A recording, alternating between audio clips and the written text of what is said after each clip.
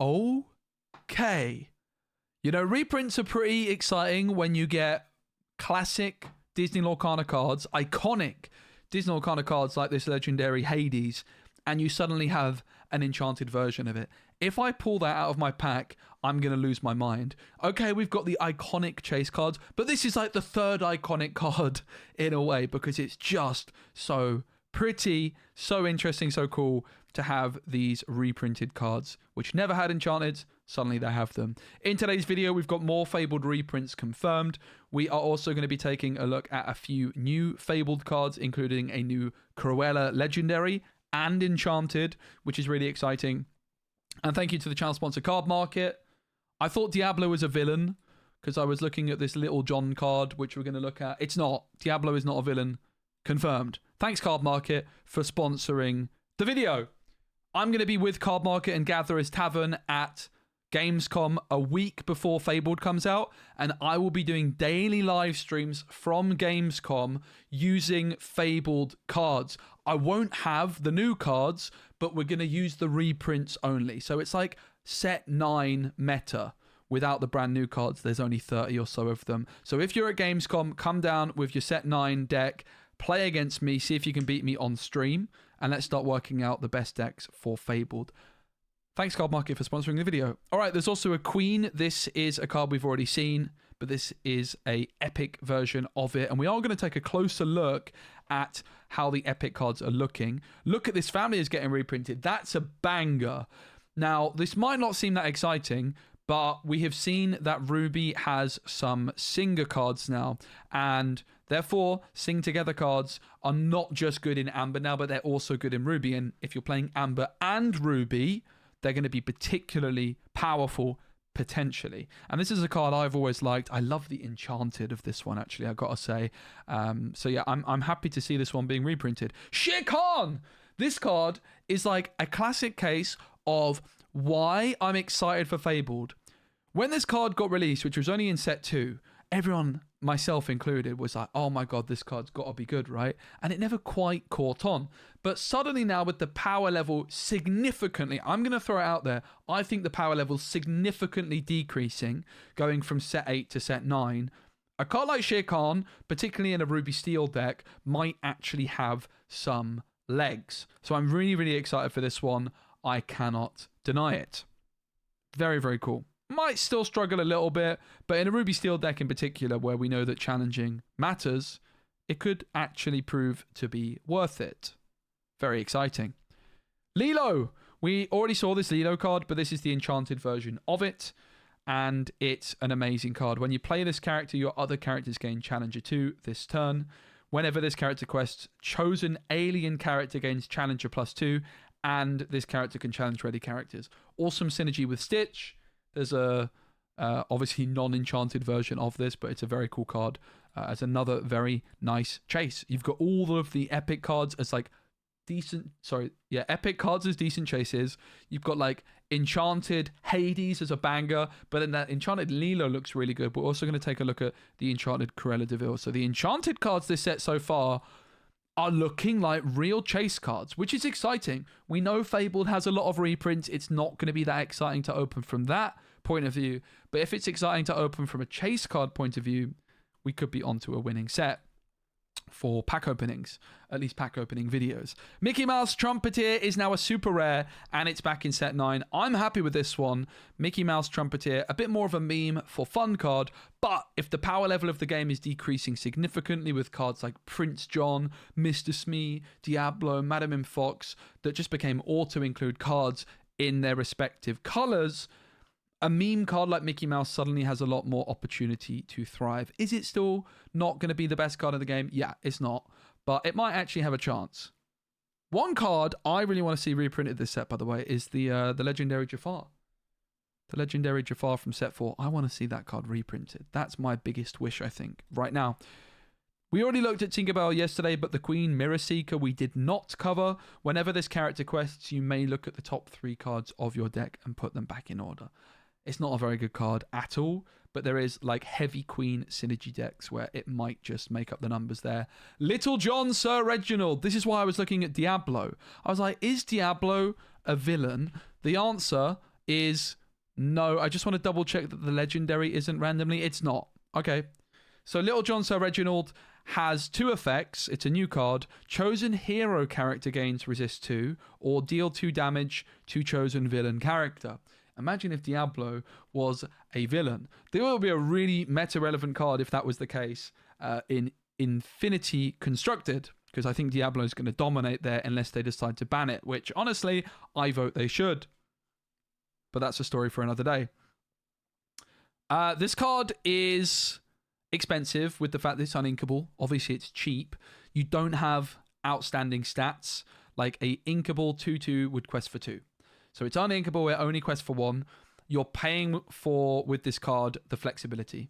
And I think that this card has some potential, but it's going to be best in a deck which can play it multiple times. If you just play it once and then it just sits on the board, it's going to feel quite lackluster. It's not a card you're going to play 4 copies of either, because it doesn't quest for very much, and it's uninkable, and it's cheap. But a card that you play 2 copies of it, and you can replay it multiple times, maybe with some Madam Mims if they're reprinted, maybe with the Muses, these kinds of things, it has a little bit of potential there. Also, if there is ever like a very meta-relevant reason to deal 2 damage to a villain, it becomes very good. One thing that would be worth looking at is like how many villain characters are there in the game, and we can't really do this too much until I can never spell villain. This is like one of those words I can never spell. There we go. But like particularly villains that cost 1. Captain Hook, we know that's still in the game.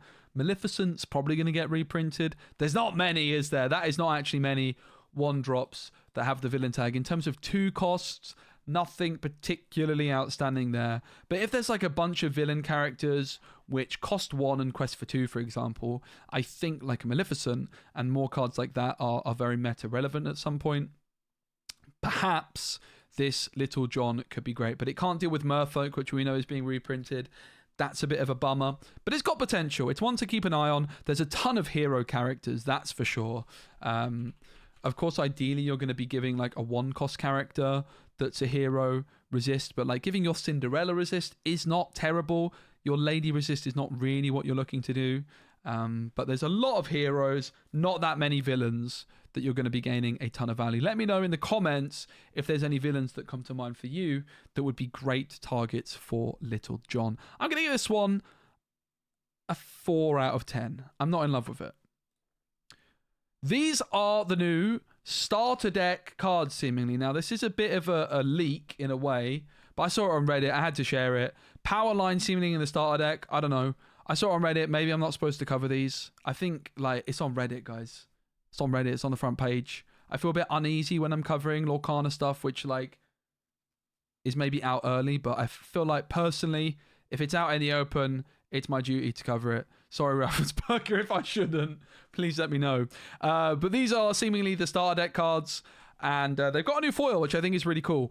I am not loving the starter decks recently, having tried out some different trading card games recently.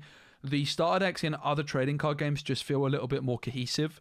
Riftbound is releasing like their big starter product soon. Not their starter decks, I've not seen them too much recently, but like their beginner product similar to Gateway. And it's just much more rewarding. So I'm wanting to see Ravensburger step up the single player decks or the starter decks a little bit more, make them a bit more enticing, make them a little bit more competitive. And actually, this seems like a really nice step in that direction with unique foils for starter deck cards. It looks as though these foils might be the same sort of foiling that we saw in the Illumineers quest, which I think would make some sense.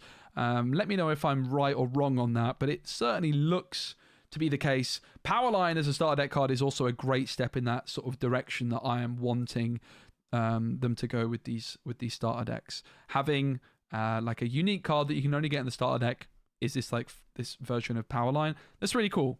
I am personally a big fan of that, and I would like to see these decks be a little bit more competitive and yeah, meta relevant almost, right? Like I want to see these starter decks moving forward have a really clear upgrade path to a serious competitive deck, which we don't see very often at all. You can get some nice staple cards, sure, that's great, but I would like Ravensburger to start making the power level of the single player decks higher moving forwards to try and bridge the gap between a new player with a starter deck and the core constructed. And in fairness, with the power level of Disney Lorcana Set 9 core constructed decreasing, already that is helping to bridge that gap. So we'll have to wait and see on the contents of these starter decks.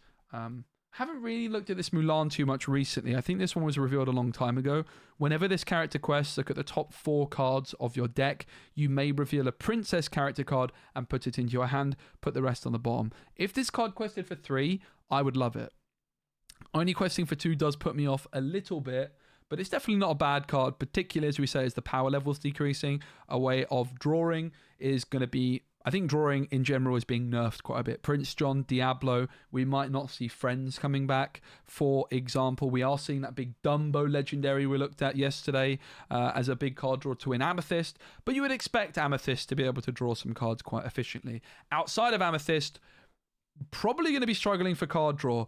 Hiram Flaversham's not around anymore. We know that, of course, as well. Prince John Diablo and Emerald. Like a lot of these really good cards. Rapunzel, she doesn't seem to be coming back. So many of the best ways of drawing cards outside of Amethyst seem to have been really, really nerfed significantly, which is going to give Amethyst that card draw identity even more. And it means that card draw outside of Amethyst is probably worth evaluating more respectfully. And a card like Mulan might actually be pretty good in the new format. We'll have to see. Stitch and Gaston are both back. I've been moaning a little bit about vanilla cards returning as reprints, but I'm down to see Stitch back. We know that the Surfer, the Surfer Stitch and Rockstar Stitch are both back. Is it finally time for a competitive Rockstar Stitch deck? I've always loved a bit of Rockstar Stitch, and again with the power level decreasing, with the card draw options in Amber going away, this is why I'm so excited for Fabled, because suddenly I'm looking at Rockstar Stitch and I'm like, yeah, you know what? That might be viable. That might be good enough to play and build a whole deck around and actually compete. So I'm happy to see this Stitch back. It's a nice shift option for Rockstar Stitch. It triggers your Rockstar Stitch. And yes, I'm being serious.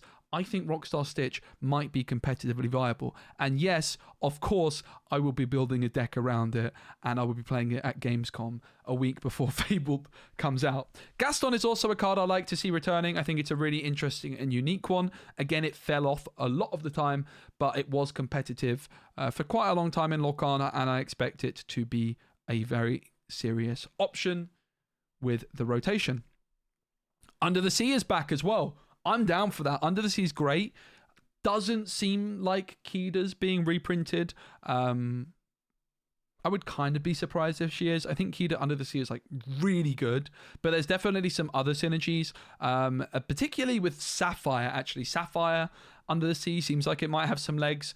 Obviously, Under the Sea very good with shift cards as well. Like if you've got a shift 8. It can sing it on its own. Under the Sea also now a very interesting option for Ruby Emerald. Oh, Powerline singing Under the Sea. I am so up for Fable, guys. I'm not going to lie. I was not too excited with all the reprint news, the DLCs being reduced, and I wasn't convinced by rotation, but I love the direction. I'm excited for this set. I really am. You can probably tell. Mulan Injured Soldier's back. We talked about this card yesterday. I wasn't sure if it would be back, but it is. Rapunzel probably not going to be there to support her, but in a Ruby Steel Mulan shift deck, this could be nice. We do see another vanilla card, which, not a big fan of that personally, but Li Shang 5/5 quest for 2. Probably not going to be very relevant, if we're honest. Maybe. I doubt it, though. Cruella de Vil. This is in French, but fear not, I have the translation. She's a 3-cost, uninkable, 2/3 that quest for 1. Let's look at the translation on this enchanted version of this Cruella. So here's the normal one. Very cool in the mirror on the wall. Who's the fairest of them all? And here is the enchanted. Just having a look at this artwork, like there's some posters on the wall. But let's read the card ability. Out of season, once during your turn, whenever a character with cost 2 or less is banished, put the top card of your deck into your inkwell face down and exerted. During a turn, each opposing character of cost 2 or less gets -1 strength. So once during a turn, whenever a character of cost 2 or less is banished, that includes your opponent's or yours. That is a spicy card. Cruella de Vil. That is an awesome legendary. Okay. 2/3 stat line is like comparable to the Mickey Mouse from set 1.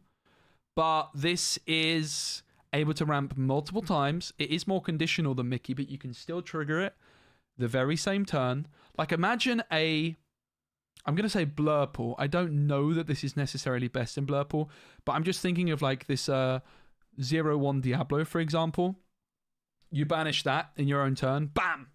Draw a card and ramp. Pretty cool. Cruella, like, gives you some really interesting ramp in a bunch of different decks, though, as well. Like, we know that the 2-cost ramp cards have been the most popular options recently with Tipo and Sale.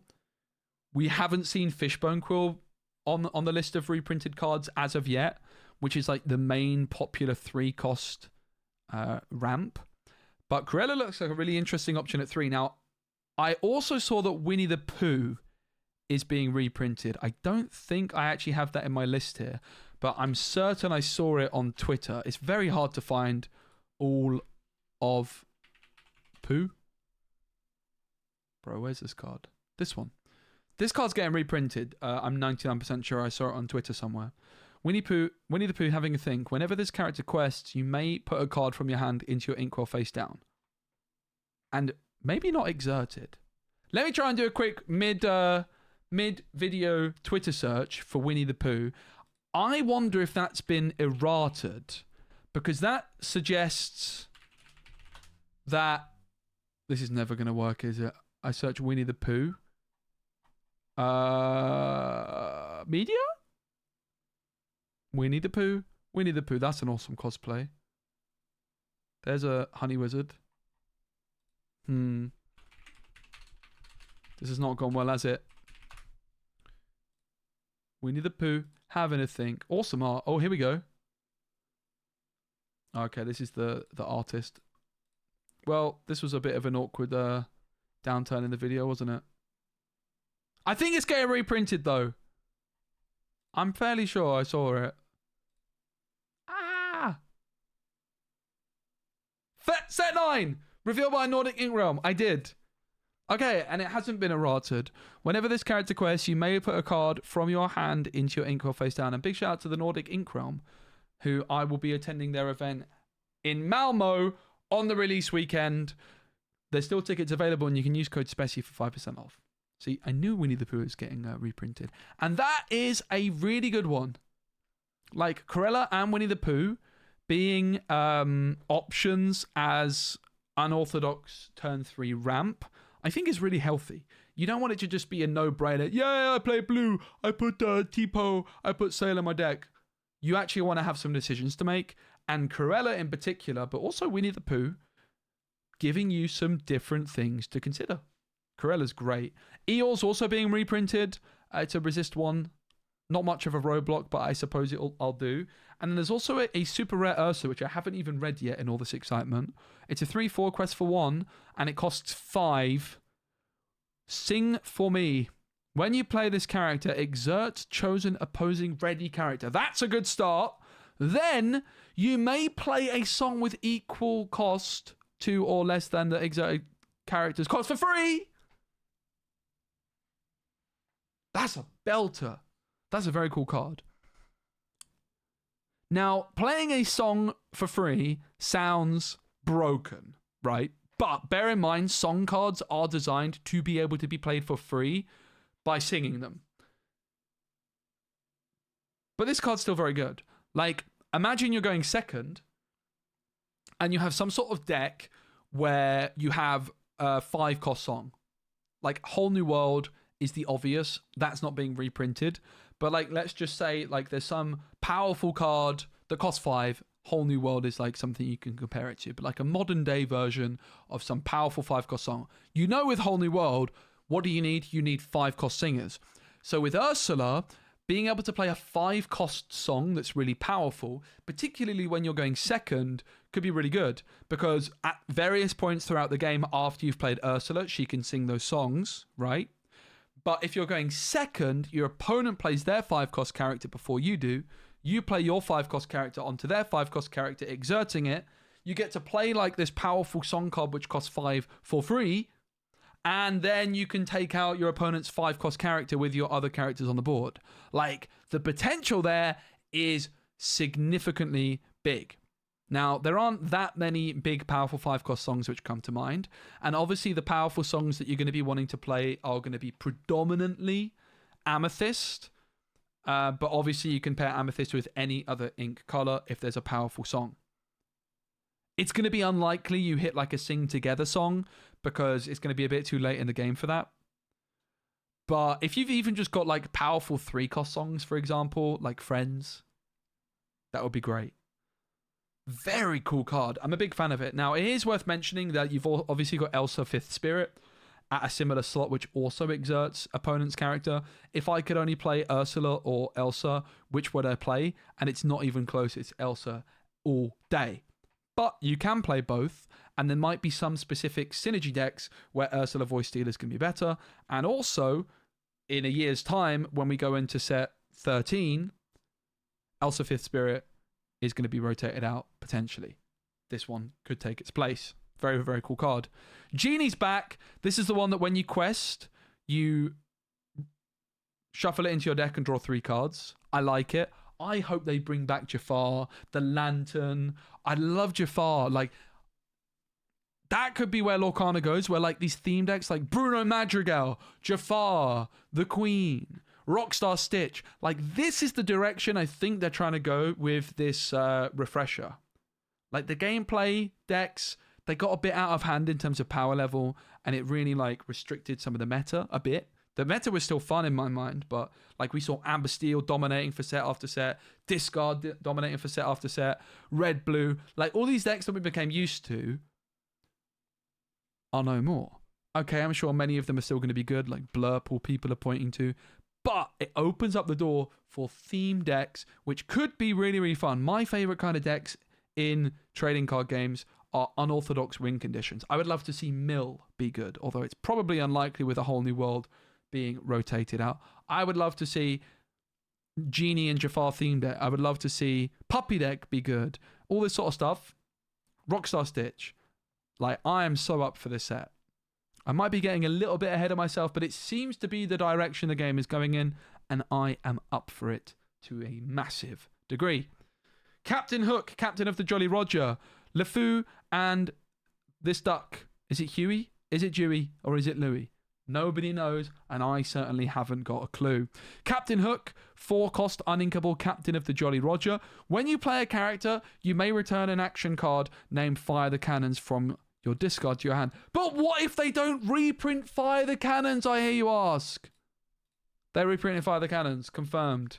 Fire the Cannons is back, and so is Captain Hook, Captain of the Jolly Roger. Again, a card which just wasn't good enough in set 1. You could just about play it. But now in set 9, maybe you can again. Because arguably, set 2 was like...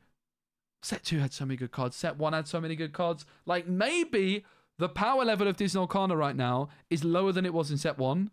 But there's just like a few more... There's a lot more cards with abilities. Maybe. We'll have to see. But it's possible that even though this card was terrible before, it was never terrible in set 1, it was playable, but suddenly maybe now it's good enough. Like Fire the Cannons is perhaps a bit more relevant. Fire the Cannons we know is a great card. Oh mate, I'm actually so excited for this set. I can't believe how excited I am. LeFou is a great card, and by the way, these have all been downgraded from rare to common. At least maybe Captain Hook hasn't. I guess it's just LeFou. Great card. Good synergy with Bruno Madrigal. I think Bruno's got to make a return.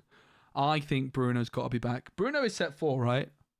Is Bruno Madrigal set 4? Bruno Madrigal. Hopefully it's just set 5 and it doesn't even need a reprint. It is set 4. Surely. If not, like, with this set, maybe next set. Like, LeFou's getting reprinted. LeFou has so much synergy with Bruno Madrigal. Oh, man. Very good card in general. Very, very good card. With the power level getting lower, super, super meta card, I think. Look out for this guy. Very, very strong. We also like the flavor, the text on LeFou will often, it will read, even though it's in French, I can just tell you, it will read, you can ready that character, they can't quest again. But we also saw that there's the Bambi card, which turns all of your characters into being able to exert to draw a card. So, and gain 1 lore. So LeFou you could use on one of your other cards to gain another lore and draw another card. So like the synergy with the Bambi deck is outstanding. And then also you could use LeFou the following turn to, instead of quest by exerting it to gain a lore and draw a card. So big synergy with the Bambi. Just a very good card in general. I'm so excited for this set, and I can't believe I'm this excited. So we also got a new look at some of the treatments for the cards. Thanks to Mushu Report for sharing this. There was like a Disney Lorcana main stage event on Discord, which I was able to pop into, but I went to go and play some paddle for the first time, so I didn't get to watch the whole thing. Great sport, by the way. Very, very much recommend it. Elsa, Snow Queen. You can see like the effect, similar to like, it's like a premium foil. Standout. The Enchanted's also looking a little bit different, perhaps. And we also get like a little sneak peek at how the iconic cards are looking in terms of foiling. Like they are looking good. Let's take a closer look on all of these because I didn't realize I didn't have the full image. Editing's overrated, guys. Can't really make out too much different about the Enchanted. I believe they also touched on in the main stage yesterday about the new rarity symbols and how it's like for the legendary ones in particular, like a good way, and I guess all of them, a good way to prevent fakes, basically. So yeah, that's all the cards. Thanks again to Card Market for sponsoring. Thanks for watching. I'm excited for this set. Let me know if you are. If you're at Gamescom, come down to the Card Market booth. They are sharing their booth with the Gatherers Tavern at Hall 05.2, stand A023. You can challenge me live on stream with the Fabled meta, but only with the reprints. We're not going to be using any of the new cards, of course, because they won't be out yet, but all the reprints will be confirmed, so we can start playing the Fabled meta a week before it comes out. So look out for those streams. And if you're at Gamescom, bring your deck and see if you can take me down. Thanks to Card Market for sponsoring. Thanks to you for watching. And thanks to Ravensburger for, honestly, making me very excited about Disney Lorcana again. It was much needed, and I'm ready to play some games and build some decks, especially with Rockstar Stitch. Rockstar Stitch, guys. Rockstar Stitch. It could be meta. I'll make it happen. See ya.